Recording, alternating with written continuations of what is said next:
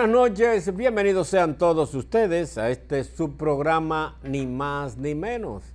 Este es un esfuerzo comunicacional que concebimos con el objetivo de compartir con ustedes las informaciones, los comentarios, nuestras opiniones, siempre tratando de objetivizarlas. Sin lugar a dudas, hay mucho sesgo en la República Dominicana en cuanto a opiniones se refiere, pero nosotros tratamos de ser totalmente verticales en nuestras opiniones, porque no tenemos parcela, no defendemos ningún hato ni rebaño y tratamos de mantener o de conseguir el respeto de todos nuestros televidentes. Recordándoles que además de por su canal 58, este programa usted puede verlo a través de la señal de Facebook de Acceso Sin Límites, de la señal de Facebook del programa Ni Más Ni Menos, y si no puede verlo en directo, puede verlo en diferido a través de nuestro canal de YouTube, programa Ni Más Ni Menos. Usted cuelga en YouTube con la fecha o el día que le interesa ver y ahí estará colgado sin edición y sin comerciales. Puede darle me gusta, puede darle a seguir y así recibirá la notificación cada vez que subamos el programa. Siguen las amenazas de lluvia. Por suerte en esta zona no ha sido intensa, ha habido un pertinaz lloviznas por momentos, no ha habido realmente lluvias fuertes ni ayer ni hoy, a pesar de que se ha anunciado que hoy podría llover más que ayer, pero el gobierno mantiene las medidas para proteger las vidas de los dominicanos y el presidente Luis Abinader dispuso ayer que se continúe con la suspensión de labores y docencias este jueves en el Distrito Nacional y las 8 provincias en alerta roja como medida preventiva ante el paso de la tormenta tropical Melissa. Al finalizar la segunda reunión de seguimiento de este fenómeno atmosférico con los organismos de socorro, el mandatario pidió a la población ser precavida, enfatizando que la prioridad del gobierno es proteger vidas y salvar vidas y proteger propiedades. Lo que esperamos es que se aleje lo más posible, pero mientras tanto debemos de cuidarnos y tener mucha precaución, enfatizó el presidente. Continúan los chequeos sobre las presas. Recibí la información por parte de Robinson Durán, quien es vocero encargado de prensa y comunicación de la Corporación del Acueducto y Alcantarillados de Moca, Coramoca. Nos dijo hace unos minutos que la presa todavía no significaba ningún peligro de que se desbordara, ni mucho menos de que hubiera que desfogarla.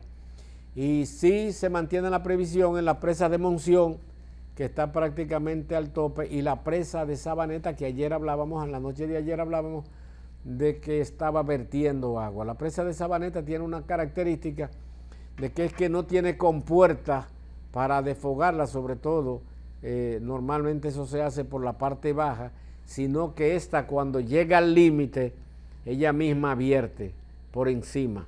No tiene compuertas para abrir y cerrar.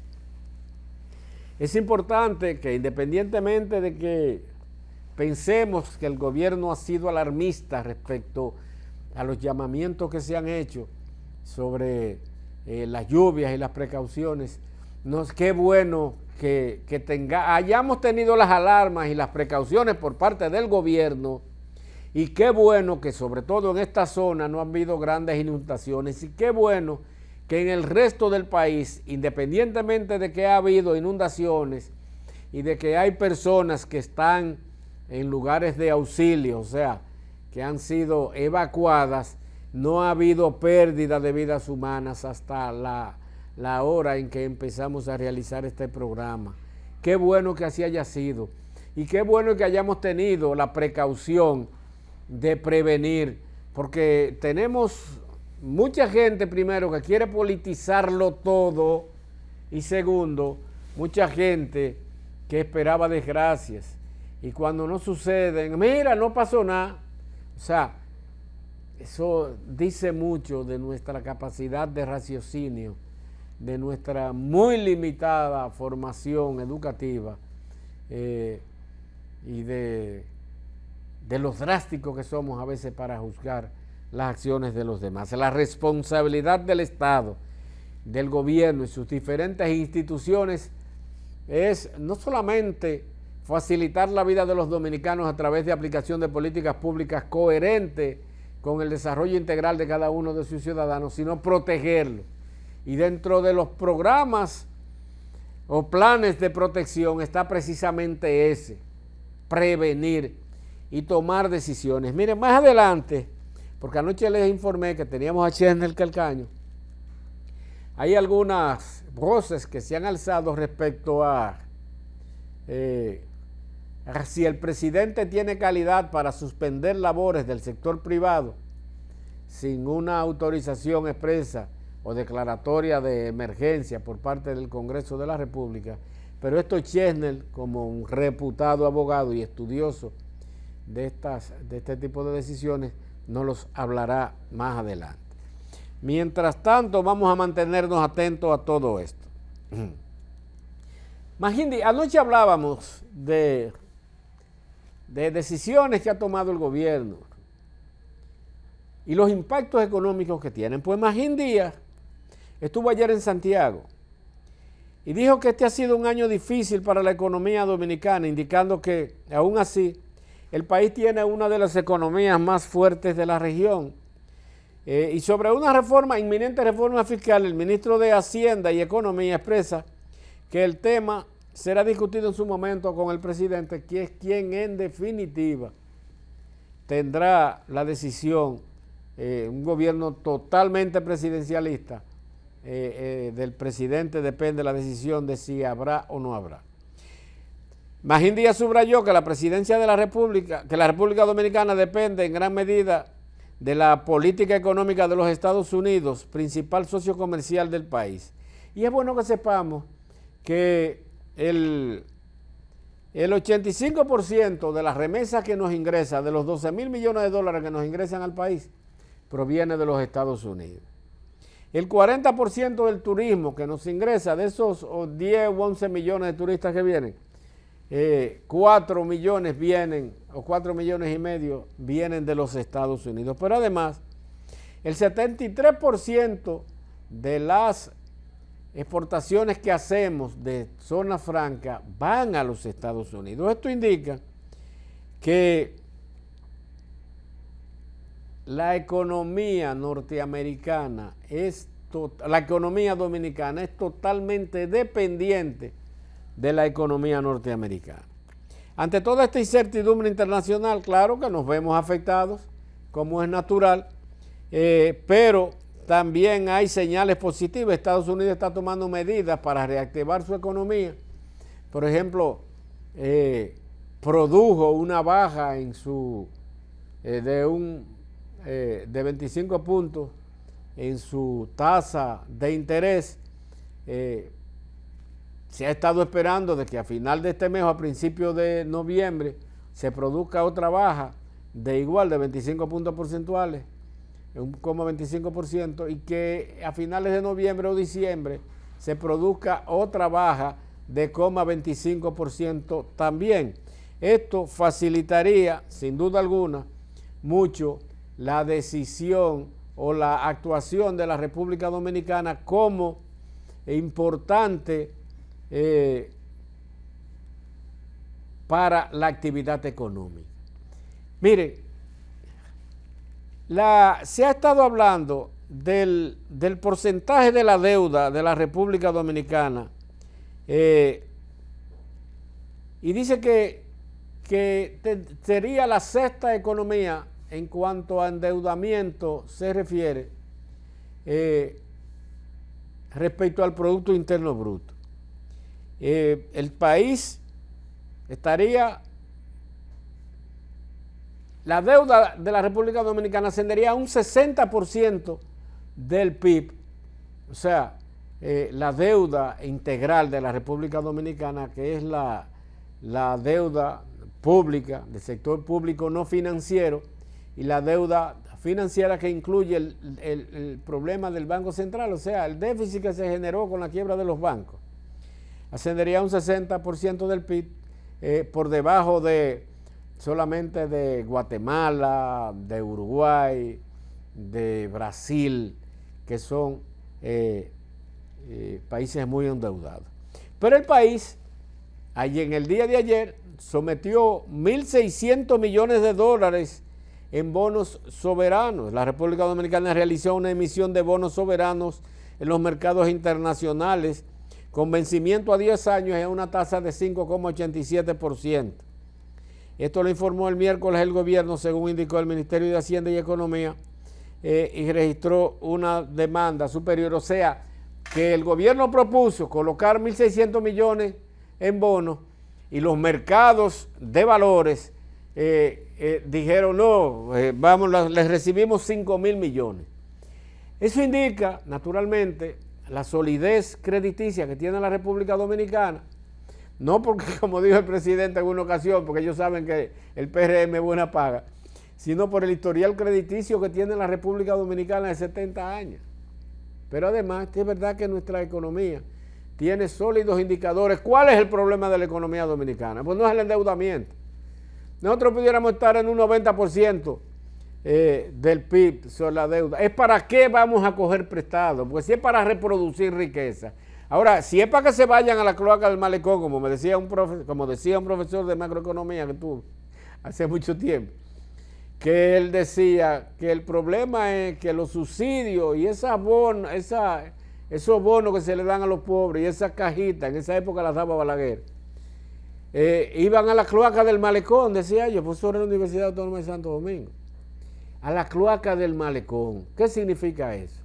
Que eso era para jartarse, lo decía él, de arroz y frijoles y botarlo. No es lo mismo que ustedes son 1.600 millones, porque dice Magín que son para infraestructura de obras de inversión y en sectores de transporte, energía, en agua, salud y educación, dice Magín. Y ojalá que así fuere. Y así fuere. Y si tienen que cogerse 2 o 3 mil millones más con esos mismos fines, serían bienvenidos. Muy bienvenidos para invertirlo. Mira, esa carretera del Coral que anunció el presidente que se realizaría, que acortaría la distancia a Puerto Plata, a esa zona, que está en un gran crecimiento económico. Creo que la avenida del Coral, no recuerdo el nombre, que con 500 millones de dólares se hace. Vamos a cogerlo prestado y vamos a meterlo en esa carretera y usted verá cómo crece la esperanza de vida de la República Dominicana y crece nuestra producción de cara a las necesidades que debemos de suplir como país. Vámonos a nuestra primera pausa comercial y cuando retornemos, yo les anuncié que teníamos a Chesnel y vamos a tocar temas puntuales. Chesnel Calcaño, en este subprograma, ni más ni menos, recordando dentro de la justicia que ya no quiere volver a este programa. Vamos a ver qué es lo que le pasa. Cuando retornemos, no le cambie.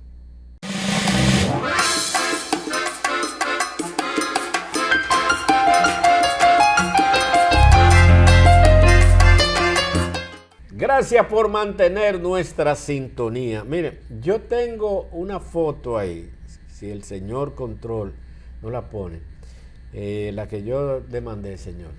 Es Manuel Holguín, Manuel Ovalles, se conoció como Manuel Ovalles, pero su apellido es Manuel Holguín.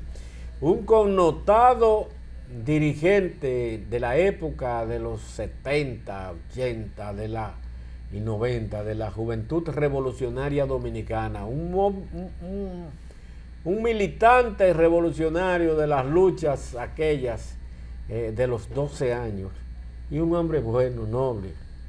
Desde hace un tiempo radicó en Estados Unidos, tenía un par de años muy enfermo y murió en la mañana de hoy, y nosotros queremos solidarizarnos con la familia, lamentar la pérdida de Manuel y recordarlo como lo vimos, un guerrero. Siendo muy joven, fue un soldado combatiente de la insurrección armada de 1965. Y así queremos recordarlo. Un abrazo y un aplauso para Manuel y nuestras condolencias a los hijos que le sobreviven. Chesnel, Hablando de tormenta, de ciclones, de huracanes, de Melissa, que ha provocado 2 días prácticamente de inactividad en zonas, por ejemplo, como la capital dominicana, el Gran Santo Domingo, el Distrito Nacional, la provincia de Santo Domingo y provincias como San Cristóbal, Peravia, San José de Ocoa, Azua, San Juan, Barahona y Pedernales, que son las provincias que están en alerta roja, donde el Estado, el gobierno, mediante un decreto o mediante una decisión, decidió, validar sea la redundancia, suspender las labores laborales y educativas, tanto del sector público como privado. Se han levantado voces que arguyen, tienen el argumento de que esto no es legal porque la Constitución no faculta al presidente de la República a tomar este tipo de medidas. ¿Cuál es la opinión de Cherner? Ramón Arturo, muchas gracias, como siempre. No voy a decir por la invitación, porque no te voy a faltar, porque yo me siento parte de este programa. Tú decías cuando yo estaba fuera del aire, que no quiere volver, que en estos días me voy a integrarme. Tú sabes que he tenido muchos temas. Sí, pero es una broma, es una forma de presionarte y a mí me para encanta que vuelvas venir, a tu casa. Me encanta estar aquí, tener contacto con todas las personas que siguen este programa, ni más ni menos. Mira, tú sabes que sin que suene a crítica, porque si bien es cierto que la decisión es una decisión adecuada para asegurar vidas. El momento. Sí, adecuada para asegurar vidas. Importante eso. O sea, para que no vayan a malentender, esto es un análisis legal. De una garantía de seguridad jurídica. Exactamente, por eso se ha dado ese debate, porque el tema es que el presidente es el ente de más poder de la administración pública, del gobierno, que es la parte, vamos a decirlo así, la parte medular del Estado, porque es la parte institucional, la parte que mantiene, vamos a decirlo así, los otros poderes lo mantienen en ejecución, porque quien tiene las Fuerzas Armadas en manos es el gobierno, y en este caso el presidente constitucional de la República, que es el máximo representante de las Fuerzas Armadas. Mira qué pasa. Hay algo que tenemos que entender en materia de administración pública.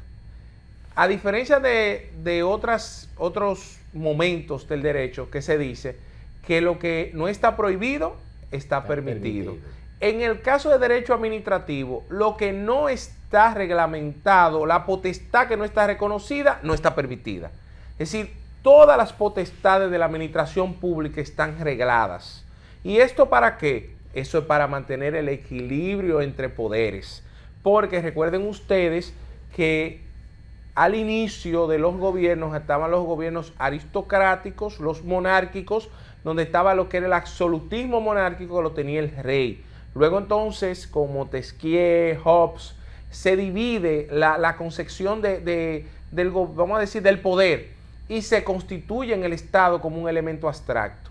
Y ahí entonces se le da a cada poder una atribución para que entre todos se controlen. En el caso del Poder Ejecutivo, solo puede limitar derechos como libertad del trabajo, libertad de empresa, movilidad y otros derechos, o suspenderlo. Sería la palabra suspenderlo, porque limitar derechos, las leyes la limitan todos los días. Es mediante un estado de excepción. El estado de excepción está controlado ¿por quién? Por un poder del Estado que se llama Congreso Nacional. Entonces, en este caso, esa medida tomada por el presidente de la República, que yo no entiendo de verdad cómo el consultor jurídico Antoliano y el subconsultor jurídico, mi profesor de Derecho Constitucional, Pedro Montilla, que es una lumbrera, es una persona con muchísimo conocimiento, y Antoliano también. Déjame hacerte un paréntesis. Yo siempre decía que ¿qué hacía el consultor jurídico ahí? Porque al parecer él no orientaba al presidente de la República. Cuando se hizo la dualidad de nombramiento del público-privado, que se nombró al encargado de compras y contrataciones, a Carlos Pimentel, que ya se dijo, parece que el consultor jurídico se hartó y dijo, no, yo le advertí que era imposible, que no se podía. Yo le comuniqué que no se podía. Parece que, yo pensé que inclusive que él estaba prácticamente renunciando con eso, o que lo iban a detutanar. Pero es el presidente no escucha. Mira, eso es un tema muy importante, Ramón Arturo. ¿Por qué? Porque eso pudiera conllevar que un empresario, que por ejemplo la Policía Nacional o la Fuerza Armada orientada en ese decreto encuentren una empresa abierta y vayan a no, por decreto se prohibió que esta empresa estuviera abierta, entonces tenemos que cerrarla. Y se da una situación. Y eso lleve a que el Estado pudiera caer en responsabilidad patrimonial del Estado. ¿Por qué? Porque el Estado está excediendo, o en este caso no el Estado, el gobierno, excediendo su potestad.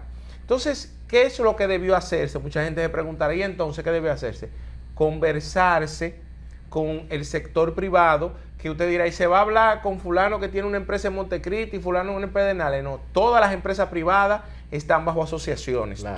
Todas. La más grande es el CONET, pero todas las empresas privadas están bajo asociaciones. Se conversa con ellos y se toma la decisión. Pero de lo contrario, lo que mandaba era llamar un estado de excepción bajo la modalidad de un estado de emergencia nacional. ¿Para qué? Para que se controlara. Que fue lo que se hizo cuando el COVID. Exactamente, para que se pudiera suspender esos derechos. Y eso es importante, Ramón Arturo, a propósito de una medida que han estado tomando muchos ayuntamientos. Que muchos ayuntamientos, incluyendo el ayuntamiento de la ciudad de Moca, ha estado colocando multas de tránsito. Y eso no está dentro de la potestad. Y multa garrotazo, porque te trancan el vehículo. Y te llevan el vehículo. Eso no está arreglado. La ley de tránsito, si bien es cierto que establece que el ayuntamiento puede, vamos a ordenar, es la palabra que utiliza, ordenar el tránsito. ¿Cuál es la potestad que tiene el ayuntamiento en ese sentido? Colocar, como nosotros le llamamos policía contable, son badenes para restringir o limitar o que la gente se detenga. Determinar las vías. Determinar vías, es decir, en el tema de cuál va a ser el uso de esa vía, si va a ser una vía de doble dirección o de una sola dirección. Establecer zonas prohibidas para parqueo, lo puede establecer con señales de tránsito adecuadas, porque hay un problema que está también cometiendo el Ayuntamiento de Moca, una situación. Yo no sé si, yo le he preguntado a amigos de otro pueblo, ¿tú conoces una señal de tránsito que se coloca en la tarbia? Que es un cuadro con una X en el medio. No la conocen. Si tú buscas el libro que a nosotros nos dan para tú tomar... Cuando era la ley 241, se repite la misma ahora. El libro, ese libro, ¿qué dice ese libro? Las señales de Todas tránsito. las señales de tránsito. Y las señales de tránsito deben ser, ¿qué? De orden general, no particular. Porque aquí puede venir una gente de otro pueblo. En general, en la República Dominicana, en Venezuela, en Jamaica, en Estados Unidos, en porque Europa, aquí hay gente que viene de otro país y también conduce. Todo lo que cambia es por el idioma, el nombre. Exacto. Entonces, ¿qué sucede con las señales de tránsito? Las señales de tránsito vienen reguladas por reglamento establecido por el Intran. Pero ¿qué ha pasado?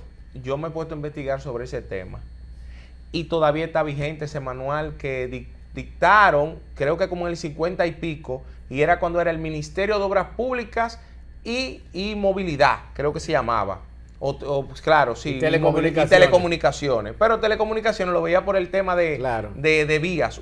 Entonces, hoy en día no existe esa señal de tránsito. Entonces, ¿a quién que le correspondería colocar las multas?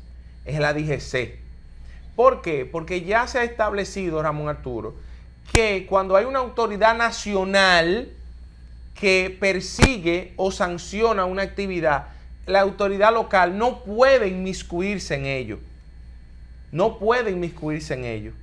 Entonces, ahí son temas que mucha gente dirá, ¿tienes un fin? Por ejemplo, yo apoyo que se pueda regular el tránsito en la ciudad de Moca, en el casco urbano. Claro, pero también vamos a regular más que nada un sinnúmero de comercios que siguen instalándose y que no se les exige que tengan parqueos. Entonces, la parte más importante que el ayuntamiento debería tener el foco, que es eso, de tú ver que si Ramón Arturo va a poner una plaza para poner 5 locales, Ramón Arturo, ¿y dónde la gente se va a parquear? Entonces, se están colocando esas, vamos a llamarle señales, no de tránsito, señales, en lugares donde es ilógico, por ejemplo, lugares donde no se dobla a mano izquierda porque eso es una vía que viene en esta dirección, sí. se limita entonces el parqueo. Muy mal puesta. Primero la pusieron muy grandes también, esas cruces, esos cuadros con esa cruz. Ahora la están reduciendo. le están reduciendo el tamaño. Y hay lugares en que no, pero no había obtemperado en la inexistencia real de ese cuadro como señal de tránsito. Y hay que ver la legalidad o no que pudiera tener.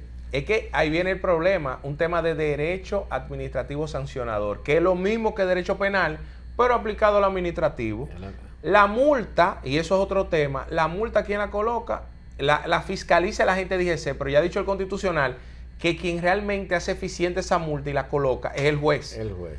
El agente de DGC lo que levanta la infracción, hace un levantamiento que cumple con unos criterios y tú tienes la posibilidad de tú decir, yo voy al juez a discutirla. Que hay una situación, mira, el día pasado, y lo voy a hacer breve, el día pasado yo voy por el Caimito, camino a mi casa, paso por ahí por frente al residencial Ámbar, que está antes del semáforo de la entrada de Eurípides, doblo, cuando doblo más para adelante hay otros jamés, habían unos jamés frente a Ámbar y otros.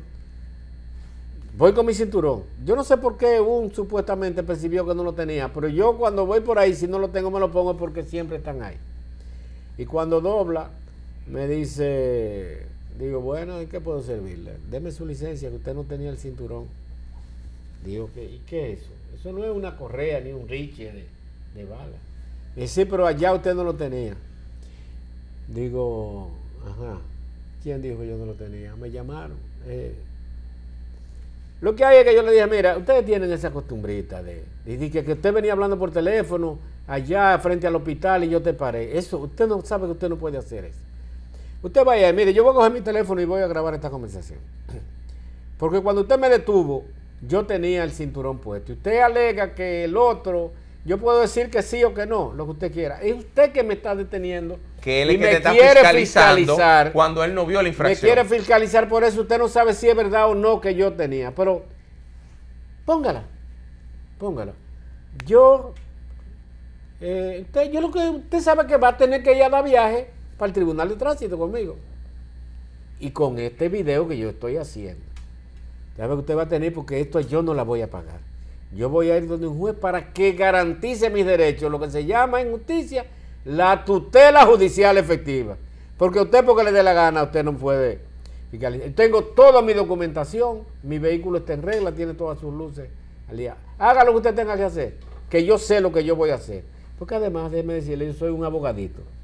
Pues ahora que yo lo voy a fiscalizar, si usted es abogado, digo, sí, fiscalice. Y llamó, le dijo, mire, que dice él que no, que él es abogado, que él no, me alegó, que yo no lo vi, que si lo tenía o no lo tenía. Y que vamos para el tribunal. Yo le dije, sí, eso mismo, usted va a ir para el tribunal conmigo. Deme la multa, la contravención que tengo que irme. Y me tiró la licencia. Él le dijo, como el oficial le dijo que te así. Hay mucha gente que se pone a pelear y a discutir con ellos. No discuta con ellos. Usted tiene derecho de ir al Tribunal de Tránsito. Si en el Tribunal de Tránsito le dice que no, que tiene que ir al Banco de Reserva a pagar, le dicen no. Usted tiene que hacer su trabajo, usted está aquí para eso. Porque el Tribunal de Tránsito también se hace reo de esa barbaridad. Y a veces no quieren conocerle su caso. Mira, hay un proceso en el Código Procesal Penal vigente hasta diciembre que establece cuáles son los procedimientos establecidos para las contravenciones. Y tú como ciudadano, tú haces en un papel y lo diriges al Tribunal de Tránsito, que tú, como un elemento de defensa, que tú quieres que te levanten esa multa. Porque esa multa, de alguna manera, es como un acta, igual como si tú te agarraran a ti portando un arma ilegal.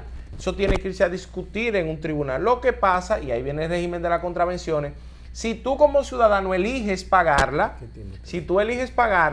no hay problema. Es decir, se entiende que tú estás admitiendo, tú estás asumiendo la culpa y que tú entonces decides mejor pagarla. Entonces, eso es un elemento importante, Ramón Arturo, llevando el paralelismo con el tema del presidente y el cese de labores en el ámbito privado al ámbito municipal. Hay que tener cuidado con eso. A veces yo entiendo que hay pocos asesores adecuados, porque es que la ley de tránsito es clara cuando dice que el ayuntamiento puede sí o sí crear reglamentos sobre la base de elementos que ya no estén reglamentados en la ley de tránsito, la 6317. Y ya la 6317 te dice a ti quién es que le toca fiscalizar, que es la DGC, y además te dice cuáles son los procedimientos, el acta, cómo se levanta y todo ello.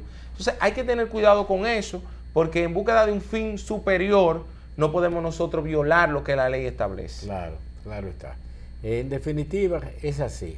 Vamos a esperar que la autoridad, y mire, este programa lo concebimos con el objetivo de orientar no solamente a la autoridad, para que entienda que en aras de normar o regular, por ejemplo, en la ciudad del tránsito, debe cuidarse de no violar derechos ciudadanos y no cuidarse de no ser susceptible de demandas que pudieran perjudicar el accionar del ayuntamiento, en quien conocemos, por ejemplo, como ejecutivo municipal, un gran ser humano, un gran defensor de las libertades, fue juez, es abogado, fue juez, pero además un gran ejecutivo municipal. Y debe realmente hacer las cosas teniendo en cuenta que hay libertades que pueden ser limitadas con un accionar impropio o improcedente. Chene, el Código Penal, el Código Procesal Penal, el Código Laboral, todo esto ha estado empantanado prácticamente en su aplicación, en su reforma. Pero esto, yo quiero que vamos a esta pausa, a la segunda pausa, para que tú no toques ese tema, sobre todo reconociendo tu expertise, sobre todo el tema del Código Procesal Penal. Cuando retornemos, no le cambie.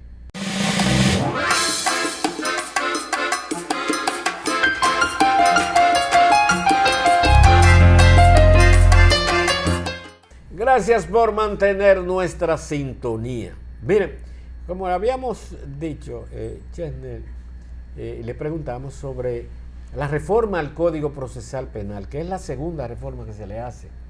Ya este código, que prácticamente es de 2004.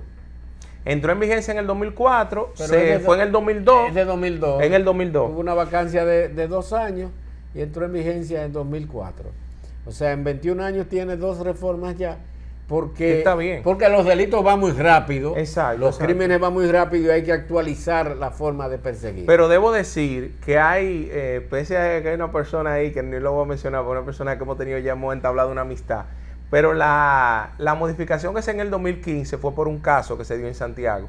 La del 2015, la del Código Procesal Penal del 2015 fue una modificación que se dio por un caso. Y la modificación que se va a dar ahora, que a mí me dice que me parece que más que modificación es una reforma, porque se va a cambiar muchos aspectos del código, es porque se incoó, un abogado de Puerto Plata incoó una acción directa en inconstitucionalidad en contra de la ley 1015, que modificaba la 7602. Entonces, no es que quedaríamos sin Código Procesal Penal, no. Es que si en diciembre no se aprueba un nuevo código, esa reforma del 2015 quedaría sin efecto, pero se mantendría el Código Procesal Penal del año 2002. Entonces, ¿por qué tiene mucha gente tanta premura con eso? Porque uno de los elementos que establece ese código del 2002 es que el plazo máximo de vencimiento del proceso sería de solo 3 años. Originalmente fue así. De 3 años. Entonces, la 1015 que lo manda a 4 años. Y extiende el plazo de prisión preventiva también a 18 meses. Es decir, vuelvo y te lo digo, fue por un caso en específico que no lo voy a mencionar, porque la persona que fue víctima de ese caso ya hemos tenido una relación de amistad. En este momento, el Tribunal Constitucional declaró, debo decir, la 1015, no constitucional por un tema que no tiene que ver con un aspecto de fondo. Tiene que ver con la manera de cómo se aprobó. Se aprobó sin que la observación que mandó el presidente bajara a las 2 cámaras. Paso a explicar rápidamente. El presidente en ese momento, que Danilo Medina, le hizo una observación. Se devolvió al Senado. El Senado aprobó las observaciones, pero no la mandó a la Cámara de Diputados. Entonces, ¿qué pasa? Que como no se dio esa doble discusión, entonces hay una violación al procedimiento para formular y en este caso producir leyes. Claro, porque no tenemos un Congreso unicameral. Exacto. Entonces, por eso lo declara inconstitucional. Y en esa sentencia declara un artículo inconstitucional, que es el 291, que permite a el Ministerio Público que cuando una persona es investigada y solicita información sobre la investigación que todavía no ha sido tercerizada a él, cuando él solicita, puede declarar el secreto de la investigación. ¿Qué pasó? Que el Constitucional dijo, no, eso no puede ser así. Eso debe tener una reglamentación, eso debe tener una debida motivación, eso debe tener una fundamentación anterior a que después que yo vengo y te la solicito, no, secreto de investigación. No. Tú tienes que establecer mediante un acto motivador el por qué tú entiendes que eso debe mantenerse secreto. Pero eso debe que tener control ¿qué? Judicial. Si tú como imputado, como investigado entiendes que a ti hay que darte contacto con esa información y él no te la da, entonces tú ir ante el juez para que el juez obligue al Ministerio Público a que te la dé. Entonces ese es el único artículo de la 1015 que lo declara inconstitucional.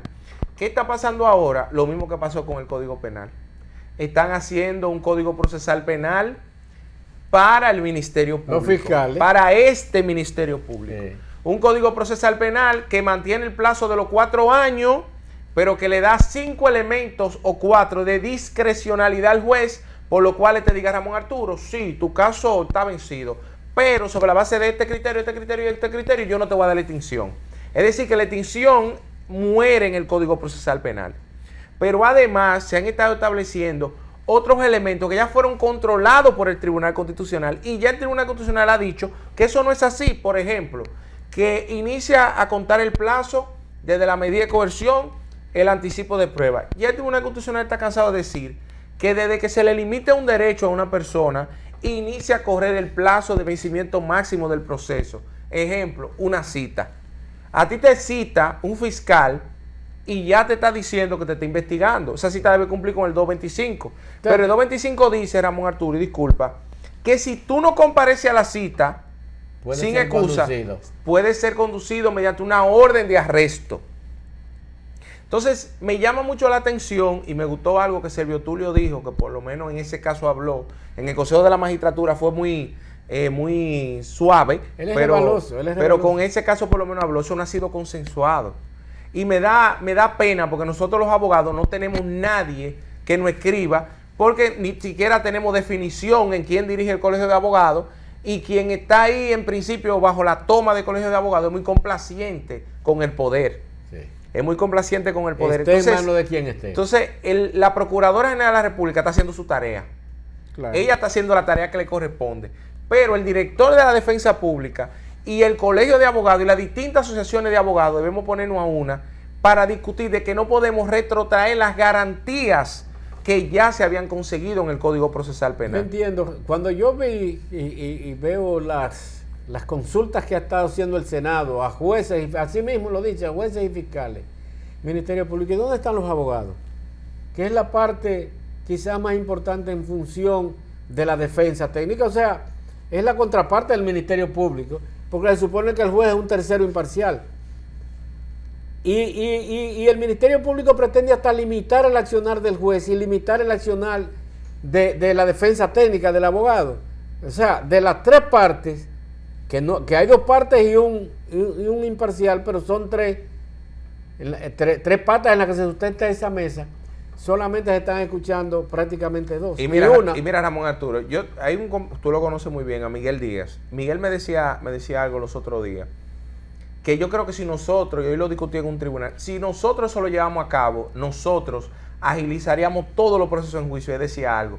Aquí hay que colocar en el Código Procesal Penal la obligación de que no sea el Poder Judicial quien tenga que velar por las pruebas de la parte. Si Ramón Arturo es fiscal y puso 10 testigos, Ramón Arturo, el día 5 a la audiencia, ese día 5, tú por tu medio, tú buscas la manera de tener tus testigos ahí. Claro. Pero si tú eres abogado defensor y tú tienes 3 testigos, por tu medio tú lo traes, tus testigos, que es lo que pasa en el derecho anglosajón. Abogado, con su prueba continuamos. Mire, sí, tenemos fulano de tal allá afuera. Tú no ves que no hay tribunal que dice, ya lo citamos. En el derecho anglosajón no se da eso. ¿Por qué? Porque hay abogados y también ministerios públicos que utilizan pruebas, por ejemplo, poner direcciones ambiguas para aplazar audiencias. Sí. Entonces se crea ese fondo de botella de procesos, porque uno de los grandes problemas que tenemos nosotros hoy día, Ramón Arturo, es que todo se procesa. No se quieren hacer acuerdos en casos, mientras allá en la capital se están haciendo acuerdos en casos enormes donde se habla de millones de pesos.